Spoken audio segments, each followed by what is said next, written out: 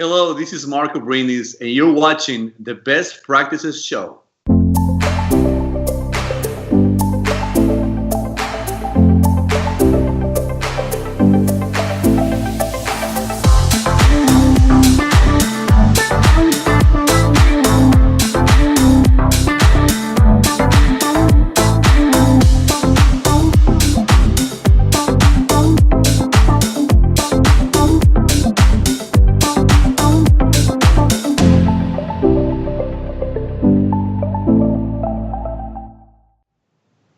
Hey guys, thanks for watching the Best Practices Show, where you take a look at the best business practices from the best dental practices all over the world. And if you're growing a great restorative practice, you know you have these patients in your office. And today we're going to talk about a very unique viewpoint from one of the world's experts on this very topic. This could be one of the best show topics we've ever created with Dr. Marco Brindis. You do not want to miss this. This guy is awesome and he's brilliant. So do me a favor, grab a pen and hit the share button. You're going to absolutely love this. Now, a couple show notes. We are shooting this live on Facebook. So as you're watching it, if you have a couple questions, add them to the feed and I'll ask Marco while we have him on here, live, and we'll get the answers straight from the expert himself. Or if you're watching him later on, continue to add questions to the feed. And you'll see Marco's fantastic on social media, and he'll get back to you and answer your questions. Absolutely loving the suggestions for shows and a lot of great controversial topics that are coming up. And I don't know if you guys watched earlier this week, but we had some incredible ones, and we've got some incredible ones lined up. So keep sending them to us. We are now up over 39,000 followers on Facebook. So I can't thank you guys enough for all the shares, comments, everything, and over 150,000 of you visiting us on iTunes. And I don't have anything to say, but thank you. So my guest today, he is a rock star, superstar within the Seattle Study Club Network and a lot of the speaking venues out there. If you haven't seen him, I'm just going to tell you, you got to see him because he is not only an incredible human being, a wonderful educator, but he is really a great mind in dentistry, a great influencer, Dr. Marco Brindis.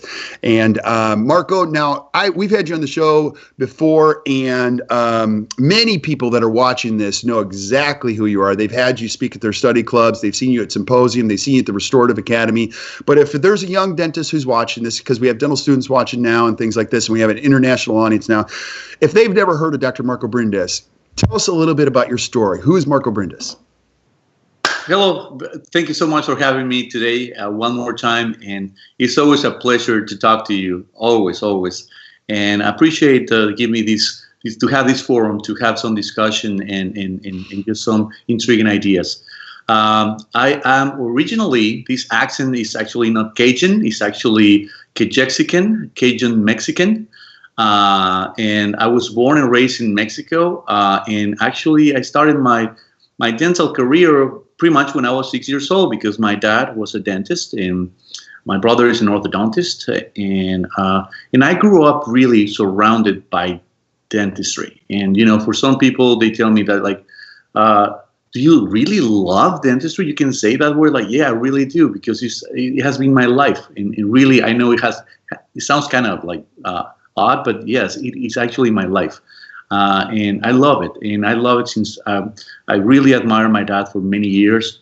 My dad had a really, really tough childhood. I mean, he started he's my hero. So I was raised by a really an amazing person, an amazing teacher. And after World War II, he was actually they were having nothing to eat, and he started working when he was 5 years old, and going out in the coffee fields and just try to bring food to their family with his brother that was 7.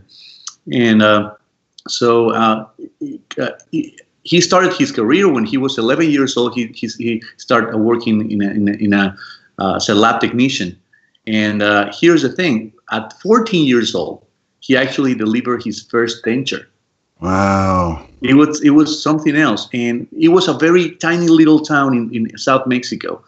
And then he moved to Mexico City to pursue his career of dentistry and study his formal education in dentistry, and with not a single penny. And he moved there, and the way he paid for his books and everything, it was working for the lab students and doing lab work for them.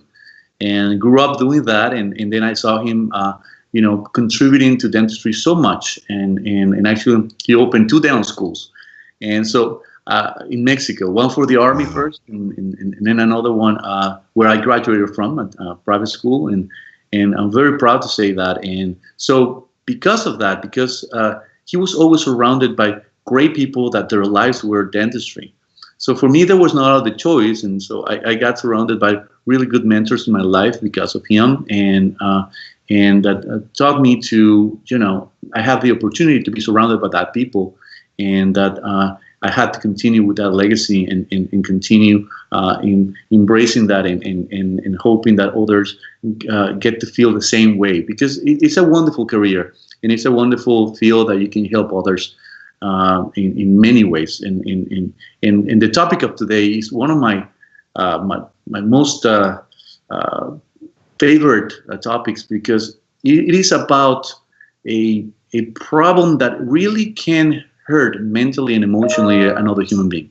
Yeah, absolutely. Now here, I want to just add this too, because this is your story is an amazing one, Marco. So 2 things. Number one, I just want the viewers to know you're not only a speaker and influencer, but you're also at this LSU School of Dentistry, which is an amazing institution, and a very important leader there. You also, as a very young age, while your father was doing all these things, he had the best minds in dentistry coming. So like you knew Bill Robbins before you were a dentist. Like that's pretty amazing. Like, so this didn't just happen for you. You had the unique opportunity of a lifetime of all the best minds coming to you and getting to know these people, right?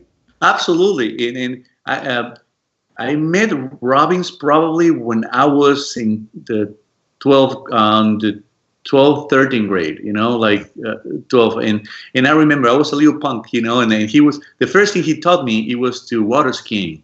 Really? One of the best minds in dentistry taught you how to water ski first. Okay. He's awesome. He was, and that was the first time I experienced how incredible teacher he was.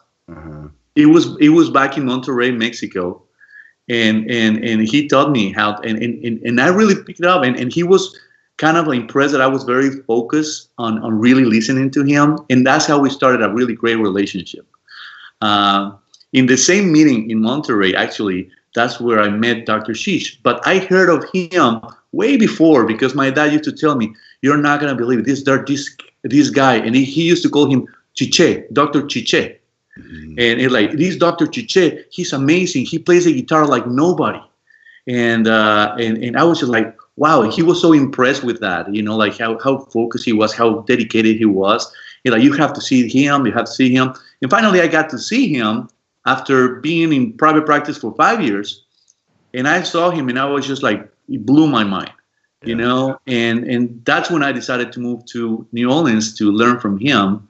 And at the time, it was like Ariel Regrowski, Sadan Abishai, Marcus Blatz at the school. And oh my God, I mean, to have the opportunity to learn from these guys, it was outstanding. So, like I said, I was very lucky. I have been very lucky in my life, and now just keeping the tradition. I want more people to feel what I felt.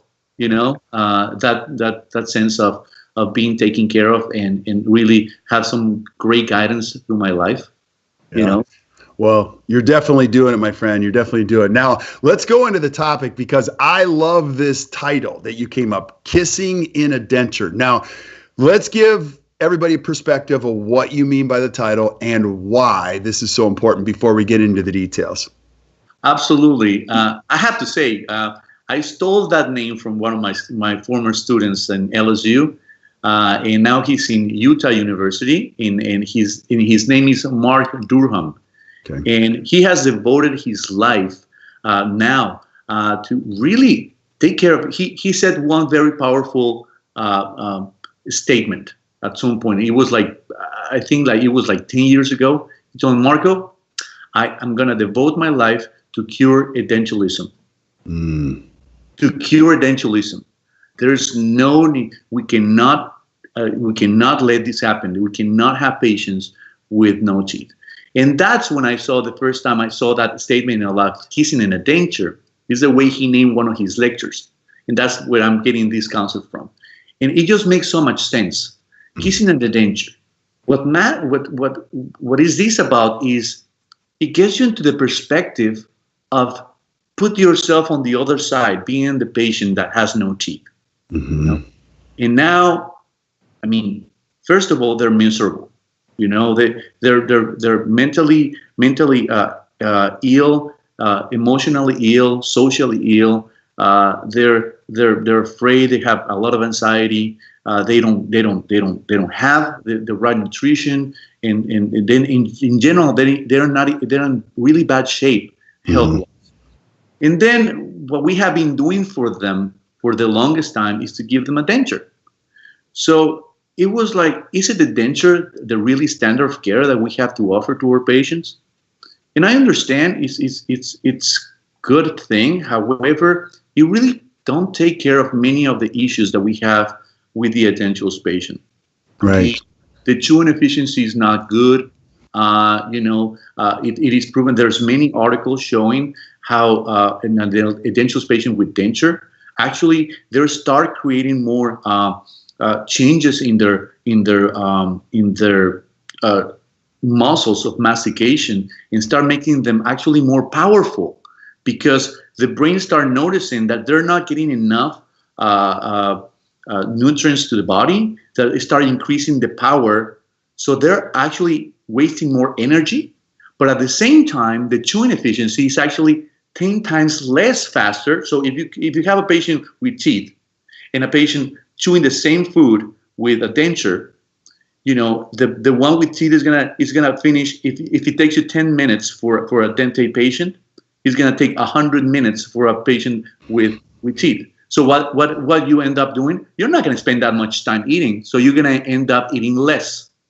And not only that, not really masticating enough, and they start having gastritis and other health problems is because of that. Right. Now let's put both of those together. I love this topic, kissing. So we're going to talk about the perspective of the patient, but I also want to talk about the perspective, if I'm a young dentist watching this, the realities of these patients come in, they're edentulous, and you got to put this puzzle together for them. Like even on Monday, you had a patient come in and you had to put the puzzle together, and they had seen 3 incredible mentors. And and so let's talk about the difficulty as a dentist when you're seeing a patient like you did on Monday. Yeah, so it's just like, and going back to my dad, I mean, he taught me so much. He was so fast working with dentures and everything. But when you have the implants, that's definitely justified to have implants, because that really brings a completely different perspective for the patient. You know, and that's the concept of kissing a denture. Imagine yourself with a denture, kissing somebody, being intimate with somebody. Imagine that. And actually, I imagine the patient having a lollipop inside and clack, clack, clack, clack, clack, clack, clack inside of your mouth. Imagine that feeling. So because of that, I really have a lot of, I agree with my friend, Dr. Durham, and we have to do something about that. So. But we have solutions now. I mean, we have the implants, and they have been wonderful. I mean, Brandenmark started doing that in the 60s. Treating the lower denture was never good. I mean, everybody knew that. And he was able to have something completely implant supported. And we have been following up on that for the longest time. And it has such a cornerstone in dentistry. And that's amazing. So later in life, we kind of start applying the same concepts for the maxillary arch. But then we started looking after those maxillary arches were restored. We started noticing that it's a completely different animal. It's not the same as a mandible. It has other types of requirements that it need to be addressed for the patient. So let's put an example of the patient that I saw on Monday. Okay. This patient, he calls me. He's like, Dr. Brindis, I got recommended for one of your former students that is in the area, and he told me to come see you because I'm very confused on what to do.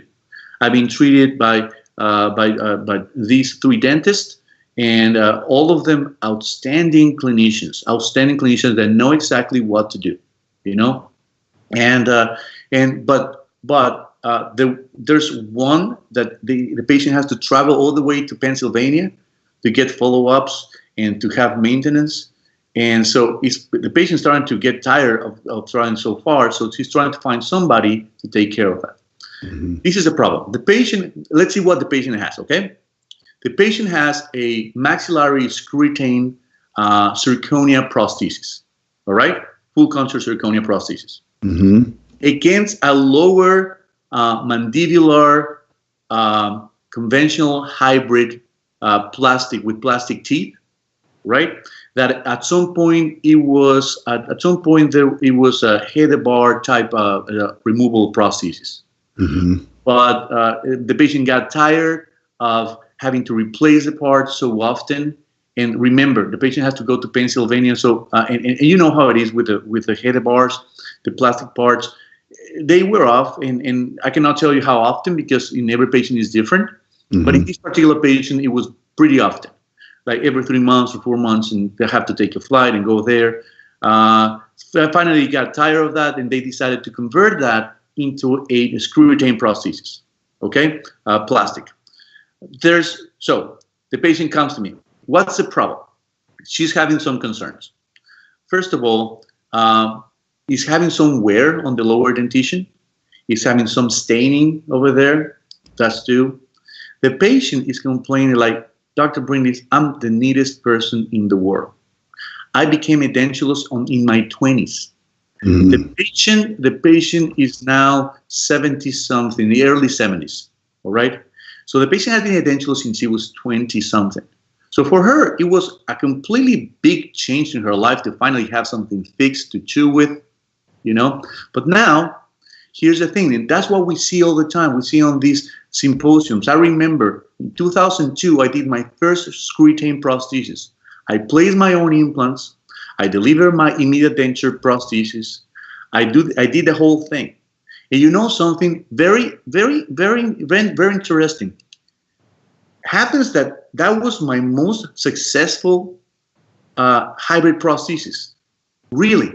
Really? You know why? Because I moved to New Orleans. Because you moved to New Orleans? Yes, because I never got to see my patient again. Oh. You see? I see. But the patients that I get to see again, I get to see their problems and the complaints and the things that they have to go through. So going back to this story, my patient is telling me, man, I had such a hard time to clean this stuff, you know? So you have one doctor that tells her, you know, you have to change that lower arch because you're gonna continue wearing that bottom teeth, and it's too often. I mean, it's completely different materials. Zirconia is of course a lot stronger than plastic, right? Right. So if you don't change that, that's never gonna change. It goes back to another prosthodontist, the one that he was kind of like doing the head bar before, and he says, no. You need to keep that plastic. It's for a reason. You need to keep that plastic because we need to control the failure, you know? He's like, what do you mean control the failure? So now the patient is asking me, what do you think? Another concern, aesthetics. So when the patient smiles real high, that she doesn't do that. And the reason why is because of the transition line in between the prosthesis and the natural gingiva. Mm-hmm. So that doesn't look good at all. Mm-hmm. So again, maxilla has very different approach. On the mandibular, you can have high water and it works. On the maxilla, you can't because the patient cannot speak and they start spitting when they talk, right? So then you have to have contact with the tissue. That makes it really hard to clean. You know, right. If you want to hide that transition line, you cannot use a flange because you cannot clean anything. I mean, there's no way you can use a flange. So, and then what kind of contact do you use?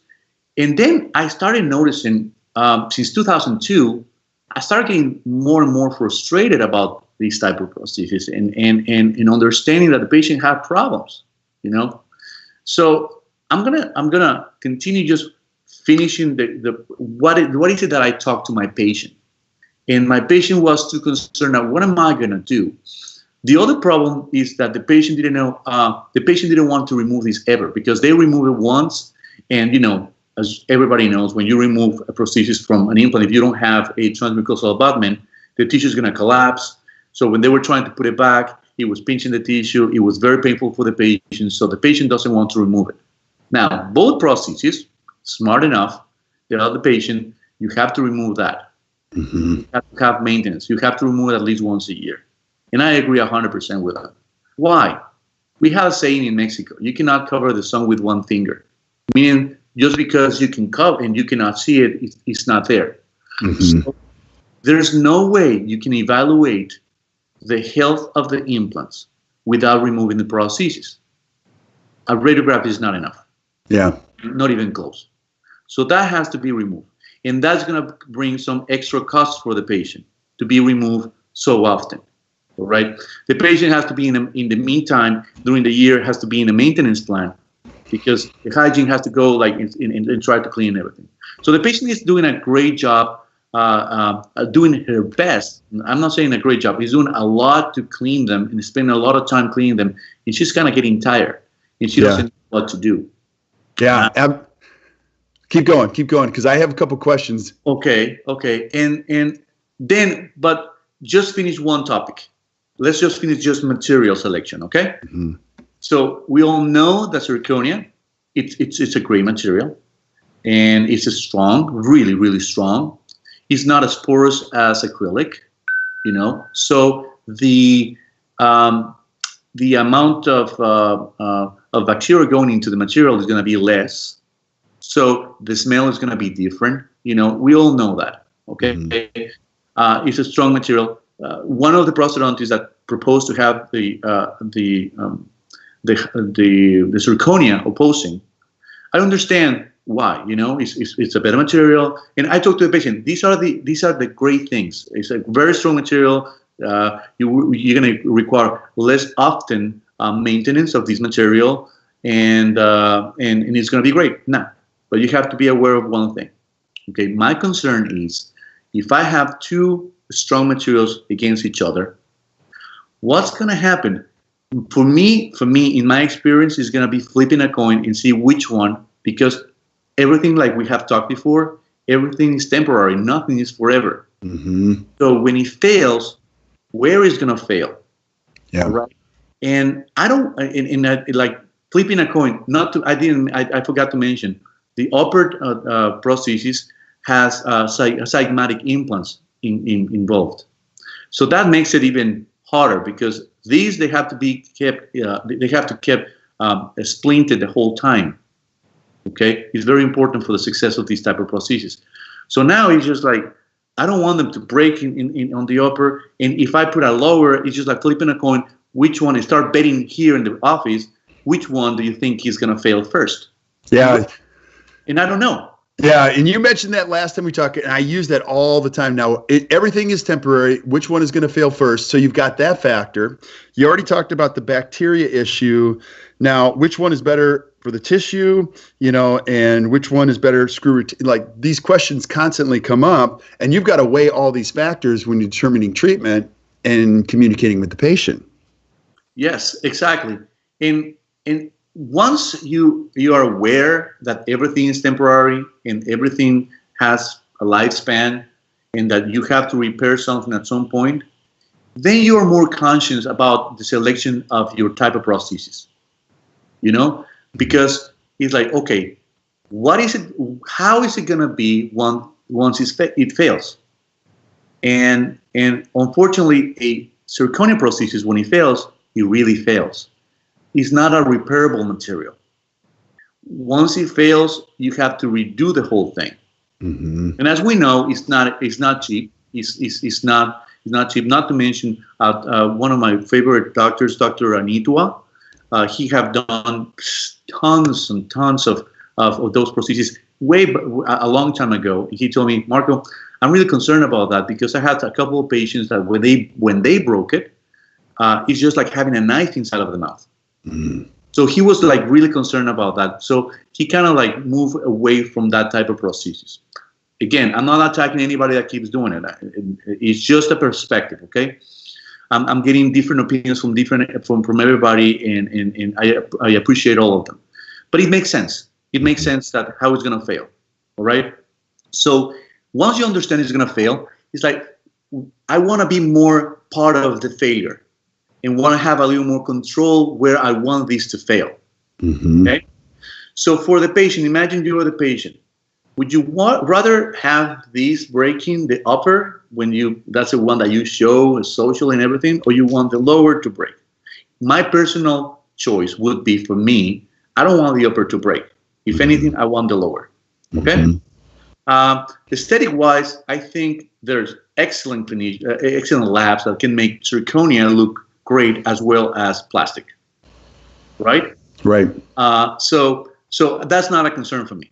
It's about how long they're going to last. Obviously, the strong one is going to wear the lower one. In other words, everything is going to break on the weakest link, right? Right. So why not selecting the link that I want to fail? Because nobody thinks in terms of that. You never think in terms of failure, but it's true. It's part of the equation. Is in a crucial part of the equation. A crucial part. Just put your ego on a side and understand that your things are going to fail. Okay, and what are you going to do when they fail? So the other thing that I told my patient, okay, you're stronger, and that's the first thing I'm concerned about. Where it's going to break. The second thing, yes, I heard about that. Well, the second thing that probably you haven't heard about that is how it's going to sound when you have two prostheses made of zirconia against each other. You're going to have a clack, clack, clack, clack, clack all the time. And I'm not sure if you have ever been with a patient in front of you with zirconia against zirconia. It's loud. And you can hear it. I mean, if you're talking to that person, you can hear the clack, clack, clack. Imagine how it's going to drive the patient nuts to have that clack, clack, clack. Nobody really talks about that, but it's a true concern. And I'm not just coming, just like lying about that. I'm just saying stories from my patients and what I have actually seen happens. Yeah. Okay? So that's something. And when I told the patient that, thank you so much, you just made my decision. Now I understand. I don't want to have that clack because I know it's going to drive me nuts. Yeah. So at that point, the patient decided, you're wrong, you're right. I mean, you're going to have, and I told her, right now, how long is it going to last? I don't know. I really don't know how much it's going to last. But I can tell you, guarantee you're going to have to replace that and rebase it and probably have new teeth at some point. Okay? Yeah. And we got a great question from our resident watcher whose name's Deepak. He's always asking great questions. And you're in the education world. So, Marco, he asked this question. Do dental schools presently devote enough time to teaching how to treat the edentulous patient? Or does one, like yourself, have to supplement that education with additional training? What's your thoughts on that? That's a loaded one. It is a loaded question. I think, there's actually, if you don't know these, there are actually some programs that actually are, some dental programs that are actually eliminating from the curriculum dentures. Why is that? I don't know. I'm guessing is because perhaps they want to leave that up to the prosthodontist, to a specialist. And I really don't want to say it, but I'm going to have to say it. I think this is a problem for everybody, for any restorative dentist. This shouldn't be a problem for a prosthodontist. If we want to take care of, if you don't know, we are close to get to 40 million edentulous patients in the United States. 40 million. That's going to be in 2020. Okay? To take care of 40 million people, you need more than just prosthodontists. And my main concern is not protect my specialty. It's the ultimate goal is to protect our patients. Right. Okay. So perhaps that's one of the reasons that they want to leave it up to the prosthodontist. In general, with the education that we got in dental schools, in general, we get techniques that are really valid, but sometimes they're not so updated. You get the conventional border molding technique with conventional materials and the conventional custom tray and the 5 to 7 appointments to get to the final result and all that. when actually there's the other techniques that actually with the new technology, we can do things faster and better. And there are great techniques out there. So answering to your question, I think that there's a lot more to offer and there's a lot more to learn. I think you get the basics, and in most of them, you're going to get good basics of how to treat the edentulous patient. But if you're going to, I don't know any program, but I don't know all of them, and not even most of them.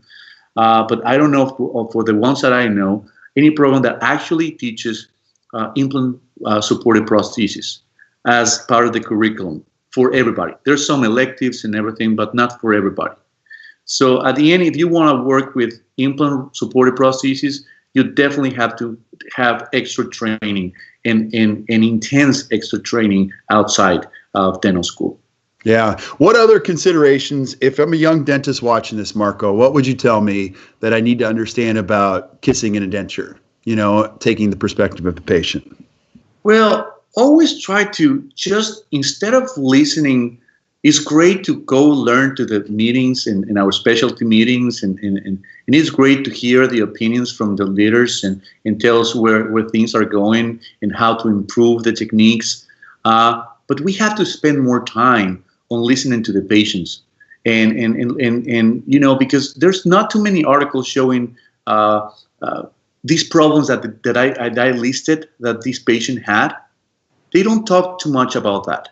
They focused a little bit more on the technique and how to perform that, how to plan it, but not on what's going to happen when he fails, the concerns of the patient from halitosis. It's a really big concern, let me ask you, just picture yourself at one day that you were so busy that you haven't been able to brush your teeth. How uncomfortable you feel when you start talking to people like they're close to you. Oh, I'm telling you're talking to people like this. You're even cognizant of the fact that you need a piece of gum. Even when I'm coaching 5th grade football, I'm like, oh, I got to have a piece of gum in, or the kids are like, whoa, so I couldn't even fathom, on the edentulous patient. Now, the other thing too, Marco, I can't stop thinking about this. You talk about 40 million people. These patients are going to be living longer than ever. 1 in 3 babies that's born today is actually going to be living to 100. So this 40 million is going to grow exponentially. And these people are this is not going away. This is going to continuously show up in your office. I don't care if you're a general dentist. I don't care if you're a prosthetist. I don't care if you're an orthodontist. You're gonna see these people coming into your office.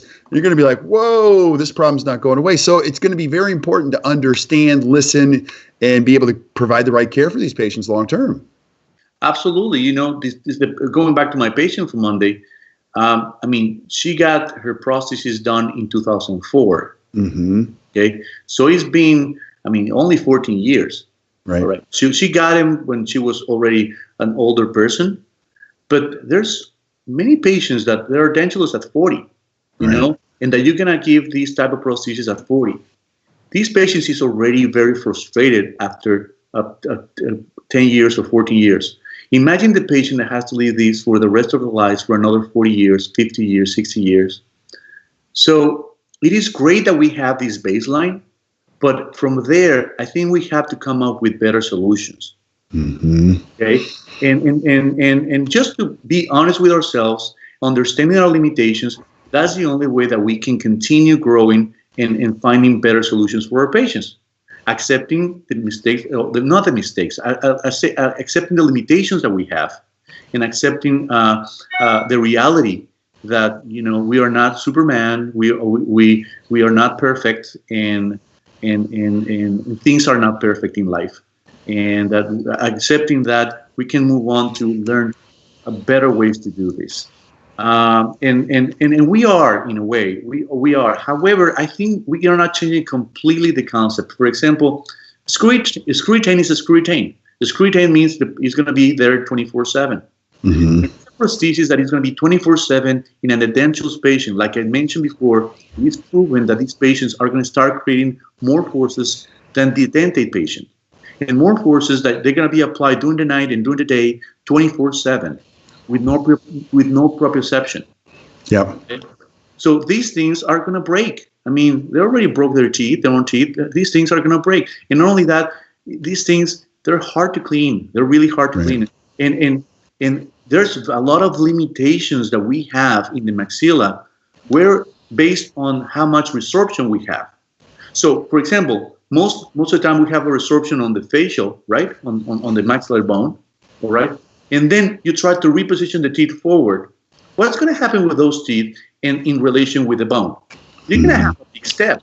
These are the teeth, and the bone is right here. You're going to have this big step to get into to clean your implants. That's a big limitation. Yep. That's a really big limitation. The transition line, what do? Well, one thing for another. Either you have to hide that transition line, you have to cut off more bone. And my concern of being too aggressive with bone reduction is like, what are you going to do if this case fails completely and the implants fail? Now you're going to end up with nothing. Right. And in zygomatic implants now, and it's like, I mean, I know we have solutions. However, do you want to have zygomatic implants in yourself? I don't want to. No. It's great to have that option when there's nothing else. I agree 100%, and I'm very grateful that there are people, experts, that are doing that technique, and it's great. Right. But I don't think it's plan A or B is like really far down when nothing else can be done. Right. You know? So we have to be very careful thinking of what's going to happen once we jump into these cases and like, oh, let's hide this transition line, let's cut off more bone. Be careful. And I know that there are other clinicians that feel like me, they feel uncomfortable removing that much bone. Mm-hmm. Yeah, and this is a very dynamic environment, dentistry and learning. I mean, it's changing faster. We've got digital more than ever. We've got, at the intersection ahead, I'm going to do another show with you. We're going to talk about zirconia. The materials are getting better. We also have your friend who's eradicating or trying to the edentulous patient. So there's a lot of things that are on the horizon. There's never been a more exciting time to be a dentist, but you said it earlier, we've just got to embrace the learning path and really listening to patients, because it's going to be unbelievable what we can do for these patients, but putting this puzzle together with all these things is going to be critically important. I'm excited to do the one on zirconia because that's a very controversial one too, that you and we're going to talk about the science of that. So, and Marco, you and I are both very passionate about this, but taking the learning path on this is critically important. We're both passionately involved in something called the Seattle Study Club. Just talk about the learning path when it comes to the edentulous patient in the future. You got to be involved in the Seattle Study Club, something like that in the future where you're getting the best information from people around you and applying it every day in your practice. Absolutely. I think I have learned so much from being involved with the Seattle Study Club because, it's not only the lectures, which are amazing, that symposium is amazing, the presentations are in the top of the line, the best you have ever seen. They're getting better and better, the quality of the presentation, the quality of the delivery, but that is nothing compared of the community. Mm-hmm. The community that you surround yourself with these people that having a conversation and going through the real life dentistry, which is talking about our failures, talking about what's going on, what are your frustrations and everything. And you go to the symposium and you end up in the same table with Bob Marges, with Bill Robbins, with Jerry Sheesh, and they sit down and talk to you, and it's like, it's not you're here and you're here. We are all in the same mix of the great community that keeps growing together. And that's so unique and so wonderful about the Seattle Study Club, the way we have this community. And that we help each other, that we love each other, that we are a family. We have that sense of family. You have been, so many. This is going to be your fourth time at the symposium, and oh my God, I don't know too many that can say that. Well, I've been to 10, but this will be the fourth one I've spoken to. And I'm just grateful. I mean, like you said, Marco, it's a very special community of people. I couldn't imagine being in dentistry without that. So I'm just going to say this. If you're watching, you guys already know we're big fans of it. Just go. Marco will be there. I'll be there. Bob Marges will be there. You get to see the best clinicians in the world. So we put a link in there, Seattle Study Club Symposium. Check it. Click it out. or click it, check it out, and join us down there. It'll be in January. And then also, Marco, I know people that are watching this are going to have questions for you. And keep in mind, people are watching or listening on iTunes. Tell them, ask them if somebody's got questions, they can reach out to you, right? You'll be able to respond to them. Absolutely, absolutely. Like I said, I want to continue the growing of this community. Mm-hmm. And it's just to help each other and in an honest way and just answer a question from my most honest opinion. And I have to remark opinion. I'm not saying I'm right. I'm just like any other human being, and I have my own opinion based on the knowledge that I have. And I know there's certain things that I'm going to be wrong, and I can wait to know what is it that I'm doing wrong, you know. And just to leave in a high note this topic. We have been talking about problems, and to talk about the perspective from the patient and everything. There are other solutions. You know, a prosthesis that the patient can remove, it is an option. And obviously, there are different options to get to that point, from a very simple type of a restoration, like it's a locator retained prosthesis, all the way to the really fancy, really elaborated spark erosion bar with attachments and everything, a prosthesis that can be removed that can have flanges to hide that transition line instead of removing bone, you know, stuff like that.